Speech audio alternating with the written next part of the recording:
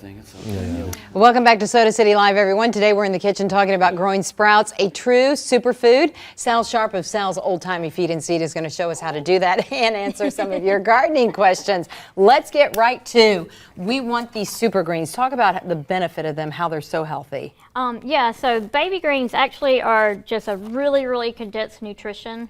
They've got vitamin A, vitamin C, antioxidants. They're actually more potent the smaller they are. Interesting. So Sal, for those of you who don't know, has a monthly service where a box goes out and you receive a box in the mail. And so in this month's box, she talks about this month's task is growing sprouts, the true superfood. So she started with different seeds like this kale or turnips or sprouts that you have. Broccoli, yes. And so this is included in the box.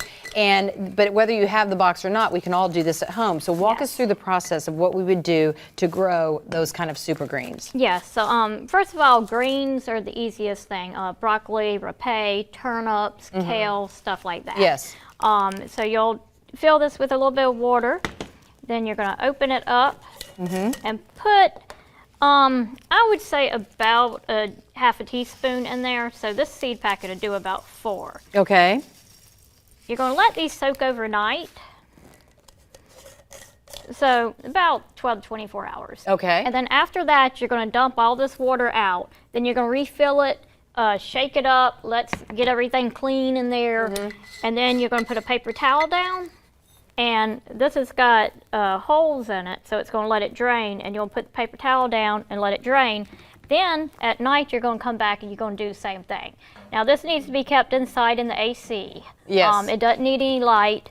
And in 4 to 7 days, you will have those beautiful greens for your salads. Awesome. I'll be sure to take a picture of this sheet with all the information so that you can get the info on how to grow these at home yourself. Talk about tomatoes. If we show this picture, tomatoes should not touch the soil, they say. We want to ask Sal why, as you take a look at my garden of my tomatoes that have fallen against the soil. Why is that not a good idea?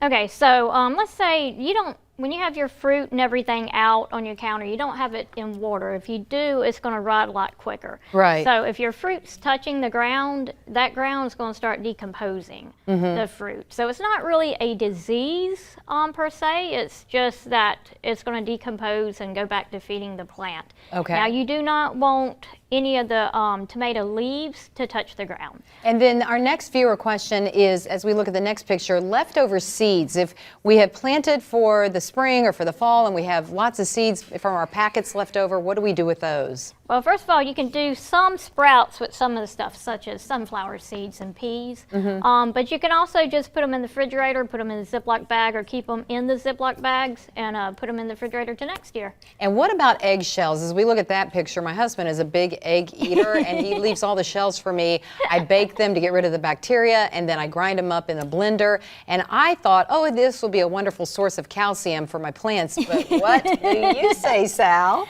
Well, I say in 60 years, you're going to have a bang-up garden full of calcium, but it takes a long time to decompose. So eggshells, throw them in if you do what you did, like bake them, because you don't want them to have salmonella in it. It's not going to hurt anything if you do it that way. But yeah, make sure you're adding calcium. The best thing you can do is if you got rotten fruit, put it back into the garden. So this, like this one is not doing so well. I mean, I still would eat this. I think it's fine.